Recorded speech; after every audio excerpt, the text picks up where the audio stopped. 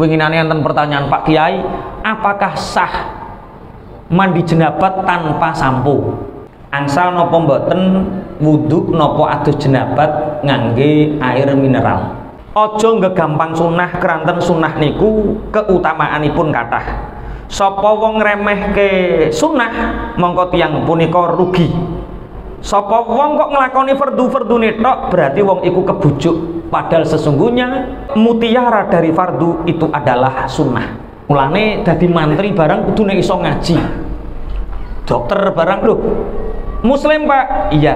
Mau dijahit? Iya Pak. Ini sampean wudhu dulu biar nanti ketika sembuh tidak usah iadah sholat, tidak usah mengulang sholat. Lah nek mantrine ora ngerti ngaji, sing catu ora ngerti ngaji, langsung langsung waya sholat ketika sembuh tidak iadah lagi. Lah niku sing repot. Bismillahirrahmanirrahim. Qala al-mu'allif rahimahullah taala wa nafa'ana bihi wa bi ulumihi fid dharain amin. Wa khallil lan nyala-nyalanono sapa sira. Nyala-nyalanono sya'ra ra'sika ing rambut sirah sira walih yatika lan jenggot sira. Wa ausilan nekakno sapa sira alma'a ing banyu ila ma'ati fil badani maring lempit-lempitane awak. Wa manabiti sya'ri lan nggon cukule rambut marupane rambut khofa kang arang-arang apa ma minhu saking sya'ar wa malan rambut kasufa kang ketel apa ma wahdar lan medya sapa sira anta musayin to ngepok sapa sira zakaraka ing zakar sira badal wudu'i ing dalem sakuse wudu. Fa in asobat mongko lamun to ngenani hu ing zakar apa ya duka tangan sira ya fa'idda mongko balenono sapa sira al wudu'a ing wudu. Niki adus gede utawa junub utawa jenabat utawa haid utawa nifas, pokoknya kabeh sing diarani adus gede. Wa khalil sya'ra ra'sika dikengken nyela-nyelani rambut sirah sira. Dadi pangapunten sing paling penting adus gede utawa adus jenabat, adus junub niku sing paling penting niat dan meratakan seluruh air mutlak ke dalam seluruh tubuh. Lempit-lempitane rambut, lempit-lempitane awak, sedaya kedah kenging. Harus pakai air mutlak. Angsal samponan Pak, angsal sabonan Pak, angsal. Tapi nek samponan, nek sabonan harus adus ini, mandi ini sudah selesai. Maksudnya sudah rata semua. Sing medeni niku lagi nawaitul ghusl rafil hadas akbari fardhala lagi seitik terus mbok kei sampo. Sehingga sampo niki mangke taghyirul ma, merubah air mutlak menjadi air sing berubah. Ketika roto niki mboten air mutlak sing roto tapi air sing berubah. Sedangkan air sing berubah niku tidak bisa mensucikan. Saged dipahami nggih? Mulane nek adus jenabat niku diratake dhisik sedaya, empun yakin rata nembe ndamel sampo. Winginane enten pertanyaan, Pak Kiai, apakah sah mandi jenabat tanpa sampo? Ya justru luwih sah. Perkara banyune banyu mutlak. Lah nek nganggo sampo dikhawatirkan urung rata kabeh, wis kenek sampo kenek sabun, banyune banyu sing berubah tidak bisa menjadikan badan kita menjadi suci. Saged dipahami nggih? Rambut diratake disela-selani, terus nopo awak lempit-lempitane awak, jenggot disela-selani kabeh, lempit-lempitane awak, nggo tukule rambut, dik rambut ketel, dik rambut tipis, dik rambut dhuwur, dik rambut ngisor kabeh pokoknya mboten enten sing kliwatan. Terus jangan sampai menyentuh zakar setelah wudhu. Zakar niku napa Pak? Aning sing manuk, aning sing rudal. Ya aku asline pengin muni ngono tapi saru ngono lho. Mosok kiai kok kon ngomong ngono ya. Wis paham tapi nggih. Bapak Ibu pangapunten, Sayyidina Ali karramallahu wajah. Sayyidina Ali niku angsal gelar karramallahu wajah. Rata-rata radhiyallahu anhu. Tapi kenging napa kok Sayyidina Ali angsal gelar karramallahu wajah? orang yang dimuliakan oleh Allah secara wajah fisiknya. Karena Sayyidina Ali niku mboten nate ningali zakar.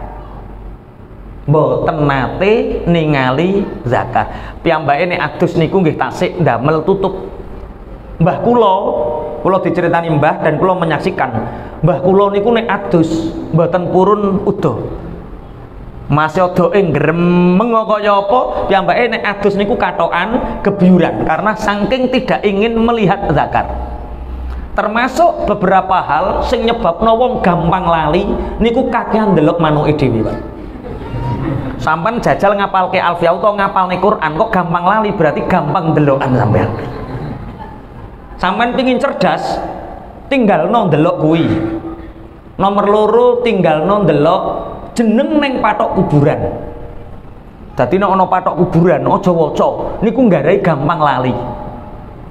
Kok dumuneng mbok wacane to? Oh alah sae mah iki taun 94 to tambah mbok wacane. Niku nyebabno gampang lali. Gampang lalenan ngapalno apa-apa ya angel. Terus mangan amoeba, mangan kewan cilik sing ning nggone sayuran. Putih-putih sing ning nggone kangkung, putih-putih sing ning nggone kacang niku nyebabno gampang lali. Mulane jenengan kok lali, bojone sampeyan nek ngresiki sayur gak patek resik ketoke. Nggih, niku nggih, teng Taklimul Muta'alim diterangaken ngoten. Dadi aja ndelok patok kuburan, aja ndelok zakar, aja mangan barang sing ana kewan cilike. Niku nyebabno lali. Mulane nek kepengin cerdas, nek adus niku mboten udo, tapi katokan. Tapi bojomu biasanya ngeremeng, Pak. Ngene iki lho, ngrepoti wong wedok ngene iki. Bu, nek sampean kepengin aku oleh gelar karramallahu wajhah, ya ngene carane adus. Nek ngaji bareng ngene kan enak, kok langsung praktek iso, Pak. Walah, kok lagi telung dino bojone sampean wis nyeluk, walah bojoku saiki oleh gelar karramallahu wajhah. Kenyone adus wis ora tau udo. Pun kula lajengaken. Setelah kita mandi, jangan kita memegang zakar setelah wudhu karena itu otomatis membatalkan wudhu. Kalau sampai tersentuh maka kita mengulang wudhunya. Wal faridatu utawi kang fardu min jumlati dzalika saking geblengane mengkono-mengkono mazkur kulli hiyas kabene dzalik iku an-niyatu niat wa izalatun najasati lan ngilangi najis wasti'abul badani lan meratani badan bil husli kelawan adus. Intine fardune adus gede niku namung 3. Siji niat, nomor loro ngresiki kotorane awak, nomor telu ngeratakne banyu dateng sedaya awak. Niki kefardunane ngoten. Lah ngeratani niki otomatis ndamel air mutlak. Mulane kula wangsuli malih pokoke nek adus jenabat, adus junub, aja nganggo sampo dhisik, aja sabunan dhisik, saurunge yakin mandi kita betul-betul sudah sah dan sudah selesai. Saged dipahami nggih? Pun. Wa fardul wudu'i utawi fardune wudu iku ghuslul wajhi, basuh wajah, wal yadaini lan tangan loro ma'al mirfaqaini sertane sikut loro, wa masku ba'di ra'si lan musab sebagian sirah, wa ghuslu rijlaini lan masuh sikil loro ilal ka'baini tumeka maring polok loro marotan kelawan siji ambalan ma'an niyati sertane niat wat tartibilan urut-urut. Wa ma utai perkara ada kang liyane apa maha ing faridah iku sunanun pira-pira sunnah muakkadatun kang den kukuhaken. Fardune adus namung enten 3 yaiku niat, ngresiki najis, ngresiki kotorane awak lan ngratakaken banyu dhateng segaya anggota. Nek fardune wudu niku niat, basuh wajah, basuh tangan loro sampai sikut loro, ngusap sebagian sirah niki pun diterangke winginane, masuh sikil loro sampai polok loro, siji-siji sertane niat lan tertib niku mendahulukan yang dahulu, mengakhirkan yang akhir. Selain itu hukumnya sunnah. Fatluha utawi keutamaane sunan iku kathirun akeh, kaya ngusap kuping niku sunah, baleni ping 3 niku sunah, nek baleni ping 7 fardu, nek baleni ping 3 hukume sunah. Ngusap kuping sunah. Kesunahan-kesunahan iku akeh ganjarane, wa thawabuha utawi ganjarane sunan iku jazilun kang agung. Najan sunah aja sampai ditinggalno. Wal mutahawinu utawi wong kang ngegampang biha kelawan sunnah iku khosirun wong kang rugi. Bal huwa balik utawi mutahawin iku bi asli faraidihi kelawan asale pira-pira fardunane mutahawin iku mukhatirun wong kang kebujuk. Fa inna nawafila mongko sedune pira-pira kesunahan iku jawahirul faraidi, dadi inten mutiarane pira-pira kefardunan. Ngusap ping 3 niku sunah. Nalikane ngusap kepala niku wajib, tapi ngeratakno sak sirah niku sunah. Ojo ngegampang sunah, keranten sunah niku keutamaanipun kathah. Sapa wong ngremehke sunah mongko tiyang punika rugi. Sapa wong kok nglakoni fardu-fardune tok berarti wong iku kebujuk. Padahal sesungguhnya jawahirul faraid, mutiara dari fardu itu adalah sunnah.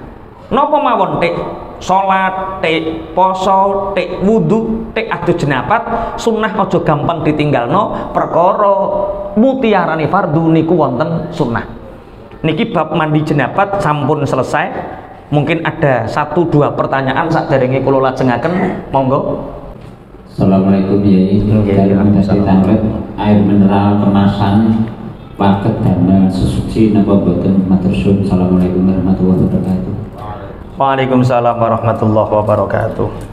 Air mineral iki kula pas nate nderek Basul Masairin, bagaimana tentang air mineral. Wah ning ngarep akeh ngene iki bakenu. Ngeten iki to sing dimaksud nggih. Nggih. Kula kutip saking kita Fathul Qorib Mujib Babul Miyah. Angsal napa mboten wudu napa adus jenabat ngangge air mineral. Adus jenabat nganggo 3 galon. Galon itu bolongi. Angsal Pak memakai air mineral. Wal qismu ats-tsalitsu tahirun fi nafsihi ghairi mutahhirin li ghairihi wa huwa al-ma'u al-musta'malu fi raf'in aw izalati najisin illam yataghayyar wa lam yazid wasnuhu ba'dan fi solihi amma kana ba'da tibari ma yatayassaru bihil maksul minal ma'i wal mutaghayyir ay wa min hadzal ismi al-ma'u al-mutaghayyir ahadu awsafihi bima ay bisyai'in khalatahu minat tahirah taghiran yamna'u itlaqas mil ma'i alaihi fa innahu tahirun ghairu mutahhirin hisiyan kana atau ghairu au takdirian kana. Tidak diperbolehkan menggunakan air yang di situ menggunakan air mustakmal, air yang sudah dipakai, satu. Yang kedua, air yang bercampur dengan sesuatu yang suci tapi merubah kemutlakan air itu. Sedangkan air mineral ini mungkin ada campurannya, tapi campurannya ini tidak menjadikan air ini berubah dari aslul maknya. Jadi banyu mineral iki lho sing NU iki lho. Iki sing NU. Sing ngeten iki tidak merubah sifat air aslinya. Jadi ambune yo ijek banyu, rupane yo ijek banyu, tidak merubah kemutlakan air itu. Walaupun pangapunten mungkin ada proses-proses yang di dalamnya. Tapi sing nek kaya ngene iki, sing iki niki banyu napa mboten? Larutan niki lho, larutan. Niki air. Tapi dia tidak seperti air yang aslul airnya. Nek niki didamel wudu mboten angsal. Karena apa? Mutaghayyir bima khalaqah. Dia sudah berubah dengan sesuatu yang mencampurinya, walaupun yang mencampurinya itu suci. Jadi air iki padha karo banyu kopi, banyu teh. Suci Pak, suci. Diombe angsal, angsal, tapi gak oleh dienggo wudu. Aku ingin mandi kembang tengah malam, Pak Kiai. Mandi kembang tengah malam itu tidak mensucikan, Karena air bunga itu merubah kemutlakan air itu. Jadi ini adus ya adus biasa wae, ojo adus kembang. Kecuali luluran. Ampun bakdo mandi, kita sudah suci, kemudian luluran air kembang angsal. Saged dipahami nggih? Mandi dengan air mineral seperti ini hukumnya tetap diperbolehkan karena dia walaupun tercampur dengan hal tapi tidak merubah kemutlakan air itu. Wonten malih? Nggih. Batasan membatalkan wudu wau Enten Yai. Sebentar enten sing tanglet teng lebet nggih. Nggih, monggo. batasan batal ketika menyentuh zakat tadi yang mana Pak? Tangannya. Menyentuh tangan mana yang membatalkan wudhu? Kok piye yo bahasane? Batasan tangan mana yang menyentuh zakar itu membatalkan wudhu? Yaitu ketika bibatinil kafi.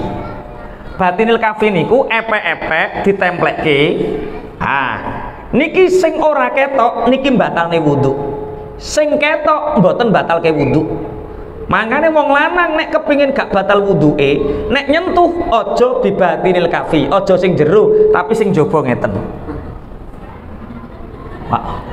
Lah nek wong wedok ya padha wae kok kon praktek. Sing jero niki sing batalke, sing jaba mboten batalke. Telapak tangan yang membatalkan wudu niku telapak tangan yang bibatinil kafi niku ketika diperlihatkan, berarti sing iringan niki termasuk ketinggal napa mboten? Ketinggal, nek ketinggal berarti batal napa mboten? Kok batal piye to? Sing batalne wudu niku nek demek nganggo batinil kafi, jerone epek-epek. Jerone epek-epek niku nek ditemplekne ngeten iki, sing ora ketok kuwi jenenge batinul kafi, sing ketok jenenge njaba. Berarti iringan iki termasuk njaba napa jero? Njaba, nek njaba batal napa mboten? Mboten. Berarti sampean kok nek demek oleh gaya miring. Ngeten.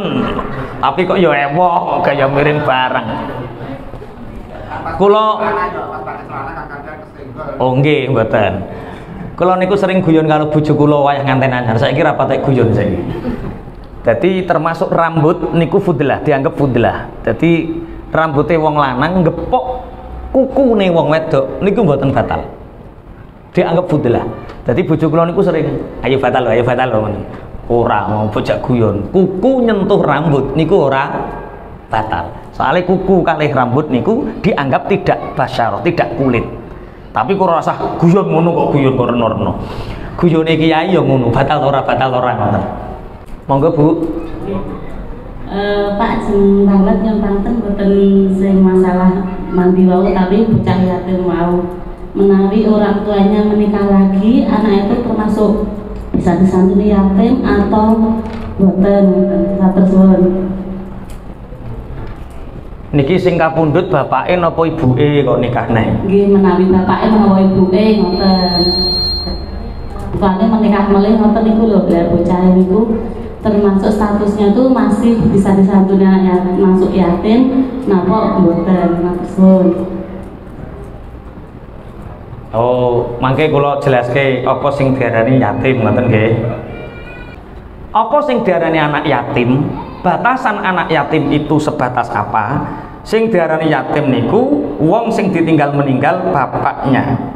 Wa qala Ibnu Sakir, al yatimu fin nasi min kibalil ab wa fil bahaim min kibalil wala yuqalu liman faqadal minan nasi yatimun walakin munqatiun.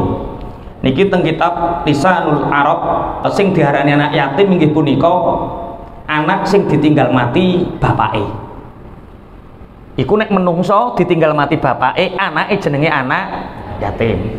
Nek bahaim kewan ditinggal mati ibuke. Kok ana kewan ibuke mati berarti kewan wi kewan yatim. Terus wala yuqalu liman faqada al minan nasi yatimun walakin munqatiun. Nek ana anak ditinggal kapundhut ibuke niku dudu anak yatim tapi anak munqati. Berarti beda antara anak yatim karo anak munqati. Lah nek bapake meninggal terus ibuke nikah neh.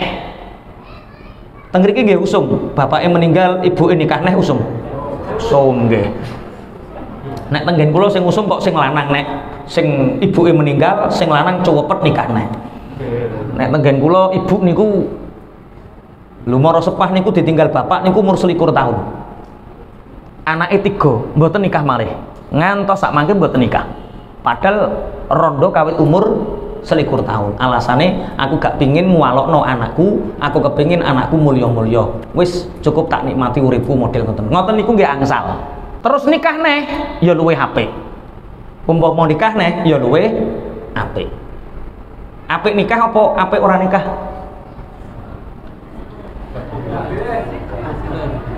Dalam apik nikah apa apik ora nikah? Karek bojone sapa, Pak?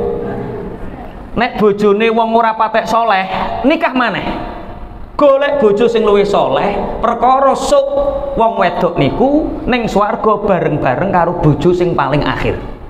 Mulane nek bojomu ora patek soleh, mati beneran rabinah. Golek sing soleh. Lah tapi nek bojomu soleh, tahajute mempeng, Senin Kemis mempeng, apa-apane mempeng. Cara jenengan ningali bojone jenengan roh swarga. Iki ketoke rabineh sok ben blidru ketoke. Ya wis rasah nikah ra apa-apa. Perkara wong wedok niku sok ning swarga bareng karo bojo sing paling akhir. Lah, nek ana anak yatim, bapake meninggal terus ibuke maneh, masihkah dikatakan yatim? Masih. Karena harta anak yatim itu bukan harta ayah tirinya, bukan harta ibunya. Ono anak yatim tapi sugih ra karo-karuan, boleh dikewahi? Boleh. Tapi tulung aja padake cah wong yatime sugih. Mbok unggahno panggung ngisin-ngisini wong. Memberi dengan cara yang baik. Iki anake wong sugih cah, yatim kayak kehormatan, memberi sesuatu yang dia merasa tidak terhina. Batasan anak yatim niku soalnya ana sing ngene. Kula nggih yatim kok Pak Kiai, kawit cilik kula niku bapak kula kapundhut. Iya, tapi umurku wis 20 tahun ku yatim brewok jenenge. Wong wis brewok kok cek ngaku yatim, man. Yatim niku sampai usia berapa? Sing yatim brewok rungokno. Al-bulughu bil ihtilam. Niki sahmun lil yatama wa hum alladzina mata abuhum wa lam yablughu al-huluma. Sing diarani anak yatim niku bocah sing bapake kapundhut urung sampai balik, urung sampai metu mani. Fa in balaghu al-huluma lam yakunu yatama. Kalau sudah mencapai hulum, balik, wis nyipi metu mani, atau sudah mencapai umur 15 tahun bagi anak laki-laki, sudah tidak dikatakan anak yatim. Li hadisin la yutma ba'dah timalamin. Tidak ada anak yatim setelah balik. Niku dawuhipun Kanjeng Nabi. Tidak ada anak yatim setelah balik. Saged dipahami Bu nggih? Wes sing yatim-yatim brewok engko ndang njaluk. Bismillahirrahmanirrahim. Kalau lajengaken jenengan nek kepingin tanglet tentang yatim dan lain sebagainya, mangke di sela-sela pembahasan niki nerusaken kitab Adabut Tayammum. Adabut Tayammumi utawi iki iku bab nerangaken etika utawa tata kronone tayammum. Alma'u fa in ajasta mongko telamun apa sapa sira anistikmalil ma'i saking gunakaken banyu li faktihi krana sepine mak ba'da talabi ing dalem sakwise golek auli udrin utawa krana udzur mimarodin saking lara auli maniin utawa krana anane perkara kang nyegah minal wusuli saking tumeka ilaihi maring mak min sabuin nyatane saking satu galak au hubesin utawa den penjara au kana utawa ana apa alma'u banyu al hadiru kang hadir iku tahta butuh sapa sira ilahi maring makli atsika krana ngelak sira au li atsyira fikika utawa krana ngelake kanca sira au kana utawa ana apa mak ana iku milkan den miliki li ghairika maring liyane sira walam yabik lan ora gelem adol sapa ghair illa bi aksara kejaba kelawan rega kang luwih akeh min samanil misli saking harga sepadan au kana utawa ana iku bika kelawan sira apa jarohatun catu au maradun utawa lara takhafu kang wedi sapa sira minhu saking marad ala nafsika ing atase ilang nyawa sira fasbir mongko sabar sapa sira hatta yadkhula sehingga manjing apa waktul faridati wektune fardu semaksud nuli nejo sapa sira saidan ing lebu thayyiban kang suci alaihi kang iku tetep ing atase turab said turabun utawi bledug lebu khalisun kang murni tahirun kang suci layinun kang alus. Etikanipun tayamum nalikane kita apes nggunakaken banyu kita tidak mungkin menggunakan air siji mungkin krana uzur setelah kita mencari kemana-mana tidak ada air atau karena uzur contohnya sakit atau ada air tapi kita terhalang neng kono ono banyu tapi neng pinggire iku ono singa sehingga awake arep rono engko kepangan singa itu uzur atau kita di penjara ya muga-muga ora kula gadah rincang jenenge Gus Hariri winginane niku ajeng teng Mekah badhe ngeterke putrane Yai Mustafa teng Yaman syarat menuju Yaman itu harus melewati bandara Mesir. Jadi mboten enten Indonesia langsung ke Yaman mboten enten, piyambake mampir Mesir, badhe Mesir terus teng Yaman, badhe teng Yaman balik teng Mesir. Lah, sing Yai Mustafa ajeng teng Indonesia, sing Gus Hariri ajeng teng Saudi Arabia, ajeng bayari hotel-hotel niku. Lah piyambake mboten ngertos nek nggawa duit lebih dari 2 miliar niku ditahan, Pak. Dianggap teroris apa ngoten niku.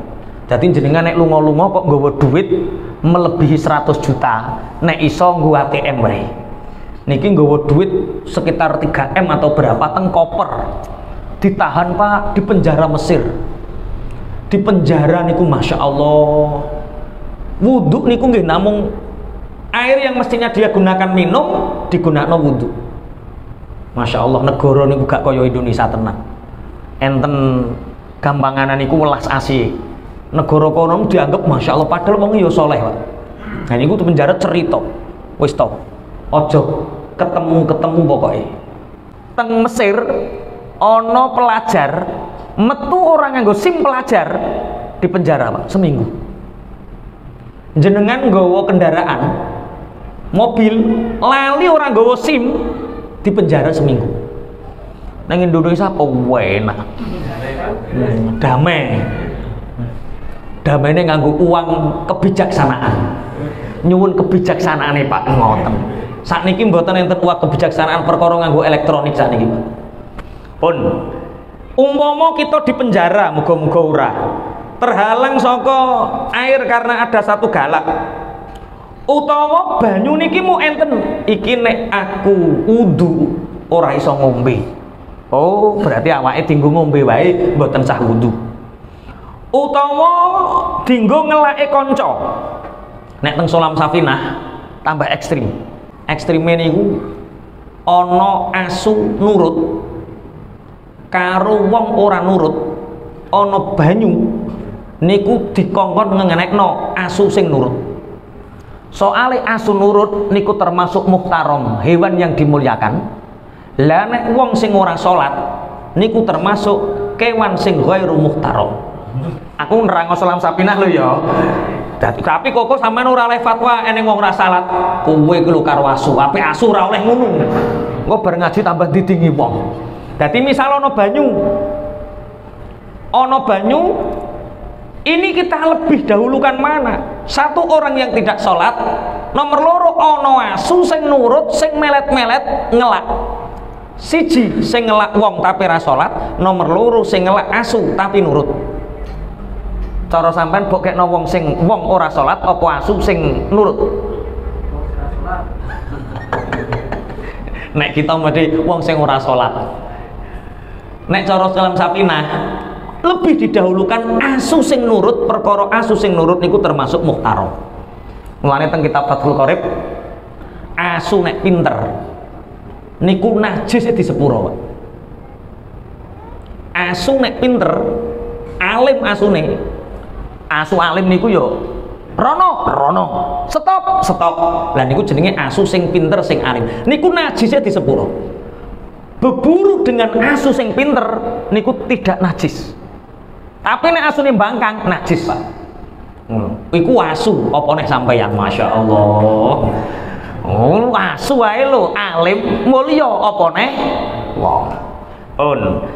Ketika kita terhalang menggunakan air, baik karena tidak adanya air atau karena udzur dari sakit atau terhalang dari di penjara sehingga tidak ada air, atau hewan buas sehingga kita tidak berani mengambil air, atau air itu kita butuhkan untuk ngelak kita atau ngelak teman kita, atau air ini dimiliki oleh orang lain yang harganya dijual dengan harga yang sangat mahal, angel golek banyu, atau kita punya luka yang dengan luka itu kalau tersentuh air maka kita akan merasakan sembuh yang lama atau nyawa yang hilang.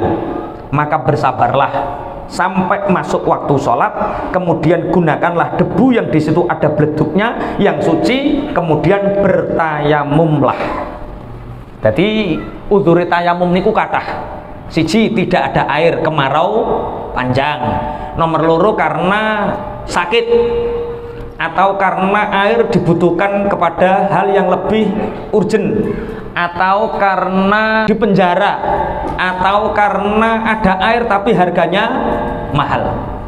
Makanya mumpung banyu niku murah, jenengan nek ngunjuk sak kathah-kathah. Suatu saat air itu akan langka, diganti soda kabeh rata-rata. Neng supermarket sakniki akeh ndi banyu karo soda, banyak soda. Makanya gunakan air sebaik-baiknya untuk kesehatan, untuk apapun. Makanya termasuk ayatipun Gusti Allah, Allah itu menurunkan air. Kita bayangkan seandainya 3 hari, seminggu, 1 tahun nggak ada air, apa yang terjadi terhadap kehidupan manusia? Punah, Pak. Makanya air niki salah satu pokok kehidupan itu apa? Air. Nah, ketika tidak ada air, kita diperintahkan untuk tayamum. Nah, cuma di beberapa kitab yang lain ada iadah sholat, baleni sholat kalau tayamumnya itu karena luka. Contoh, kita punya luka di tempat nggon wudhu. Nggon wudhu niku berarti wajah, terus tangan, terus kaki. Ono anggota sing mestine dibasuh air tapi luka, misal kecelakaan sepeda motor sehingga menyebabkan tangan ini harus dijahit. Sakwise dijahit terus diperban. Kalau merbannya itu dalam keadaan suci, contoh misalnya tiba berak ape dijahit dokter, jenengan matur, Pak dokter, sebelum dijahit saya tak wudhu dulu, Pak. Jenengan wudhu, dalam keadaan luka itu wudhu, berarti kita dalam keadaan suci, kemudian lagi dijahit, diperban. Ketika kita wudhu, yang lain dibasuh, semua dibasuh kecuali perbannya ini hanya diusap. Maka ketika kita sembuh, kita tidak usah mengulangi sholat kita, karena saat kita menjahit dan merban itu sudah dalam keadaan suci.